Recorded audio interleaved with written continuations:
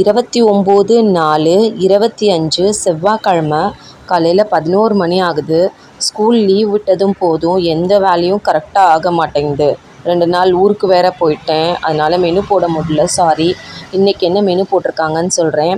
முள்ளங்கி சாம்பார், புடலங்காய் பொரியல், கீரை கூட்டு, அவியல், வெஜிடபிள் சாதம், தயிர் சாதம், கோவக்காய் வறுவல், வெண்டைக்காய் கொண்டக்கடலை புளிமண்டி, கத்திரிக்காய் வாழைக்காய் வறுவல், மாங்காய் பச்சடி, வத்தக்குழம்பு, வெண்டைக்காய் மோர் குழம்பு, சேமியா பாயாசம், பருப்பு வடை, வெங்காய பக்கோடா, போளி, அப்புறம் சில்லுன்னு ஐஸ்கிரீம்.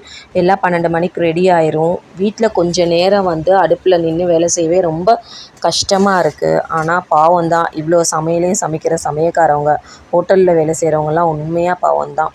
ஆரோக்கியமாக சாப்பிட ஆரோக்கியம் நோக்குவாங்க. பாய்.